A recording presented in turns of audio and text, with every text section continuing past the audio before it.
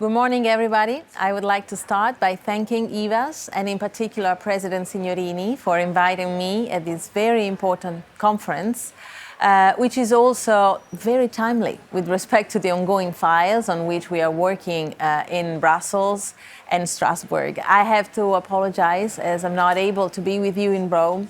However, being one of the last week of the Spanish presidency, we have a particularly heavy workload to cope with, and I hope you can understand. Only this week, just to give you an example, we are working on 7 different trialogue negotiations, which I have the honor and the duty to chair. From the insurance package to the anti-money laundering legislation, market infrastructure and listing act, there are a number of elements of the future of the European financial markets that we are shaping in these hours.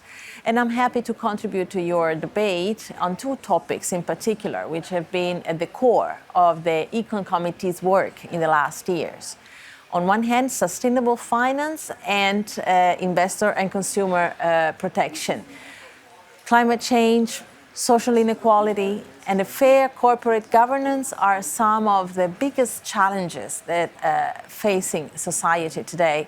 These concerns are part of what is known as the environmental, social, and governance factors, the so-called ESG factors, which shed light on the obligations of companies and governments to the community in building a sustainable economy.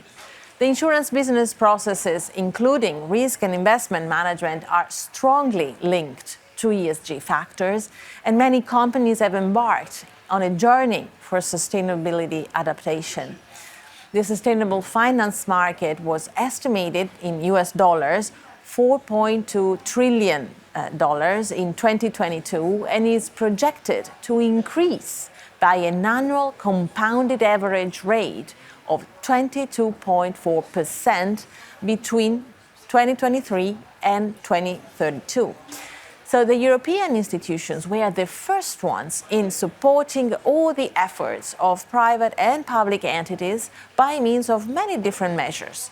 So back in 2018, for example, the European Union launched its first action plan on sustainable finance. We aimed at doing something that was really new. Back then, our project looked as a niche one. There were very limited or very little examples to work from, and of course, no blueprints. But today, we have in place the most of the EU sustainable finance framework, in particular the taxonomy, different disclosures, benchmarks, and the European Green Bond standards. As co-legislators, we are careful in looking at their implementation, and we noticed a positive development for most of the cases. However, with some areas, of course, where we see the need to make some adjustments. So we want to ensure that measures are fully working as we intended. That's why I warmly welcome the initiative of IVAS to hold this conference, to look at the financial products and green finance from the perspective of the consumers and the products offered to them on a retail basis. I would address 2 aspects in particular: sustainable finance on one hand and affordability on the other. So first, the Union has been actively working to combat greenwashing. Greenwashing can undermine genuine efforts to promote sustainability and can mislead consumers who are trying to make environmentally responsible choices. Next to the establishment of the most comprehensive taxonomy on green, the Union has been working on strengthening disclosure requirements for companies to ensure transparency regarding their environmental and social impact. The aim is to make it easier for investors and consumers to assess a company's sustainability practices and to identify and deter greenwashing. On consumer protection, this has been coupled together with the commitment to protecting consumers from misleading green claims and the EU eco-label as a voluntary label that companies can use to indicate that their products or services have a reduced environmental impact. I think that these initiatives collectively contribute to the EU's effort to combat greenwashing and promote genuine sustainability. This reflects the European Union's commitment to achieving a more sustainable and environmentally friendly economy, while at the same time ensuring that businesses adhere to transparent and accurate communication about their environmental efforts.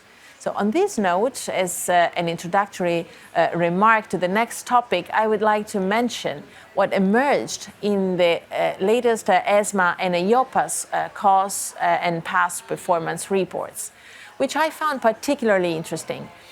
In terms of interest and appetite of policyholders for sustainable products, a rapid growth has been recorded. Moreover, products with sustainability features are slightly cheaper and deliver on average higher net returns than products with no sustainability features. I think this is a particularly promising venue for the market, and it's in line with our wishes for this market. As co-legislators, our work, however, is not limited at wishes and reporting of positive trends. On affordability, we are also advancing. So, second, the European Union has undertaken various actions to enhance the affordability and accessibility of retail financial products for consumers. On the consumer protection legislation, the European Commission proposed a new package of consumer protection laws to ensure transparency and fairness in financial services. A robust consumer protection framework enhances the financial stability of the insurance sector by ensuring that policyholders are treated fairly and that their claims are handled promptly. So this, in turn, fosters confidence in the insurance market. The debate in the European Parliament is particularly lively, I have to say. It would be particularly challenging to find a landing zone right now which encompasses all the concerns from the different political groups, from the inducement legislation to the value for money. However, as chair of the Econ Committee, I will work in order to ensure that the Econ Committee expresses a clear stance on those issues based on a broad convergence among all the groups. It's a key initiative for the purpose of consumer and investor protection, and as Parliament, it's important that we build an approach which strikes the right balance among the different positions. This is the core of democracy. So, always in the affordability remit, we have been working on the digital finance strategy, which includes measures to promote digital innovation in the financial sector. This strategy seeks to make financial services more accessible and affordable through the use of technology, including fostering the development of fintech and ensuring a level playing field for new entrants. Another area where we may see the entrance of new competitors, which may challenge the market conditions, making products more affordable, with new products is, of course, cross-border, the nature itself of the single market. On this, on one hand, we have been working on a regulatory framework that facilitates smooth operations across member states in order to strengthen the single market. On the other hand, we should ensure that cross-border activities are not at the detriment of consumer protection in the host countries. We have been working in order to ensure that the authorities, including EIOPA and national supervisory bodies, collaborate to achieve supervisory convergence and cooperation. This involves sharing information, coordinating supervisory activities, and addressing challenges associated with cross-border insurance operations. As Parliament, we have been particularly ambitious along these lines in the ESAs and Solvency II review. However, the final outcome has been unfortunately not always successful due to the resistance of some member states. So finally, I would like to conclude underlining the importance of the angle that EVAS decided to promote today, a consumer-centric culture of finance. In Parliament, we always try to ensure that those aspects emerge in the debate when shaping legislation. But a stronger and wider debate is also needed in order to ensure that it embraces all institutions and authorities working in this field at the EU level. So I trust that my colleagues in the Econ Committee would be very interested in the outcome of this conference today, and I'm sure that there will be opportunities in the future for future cooperation.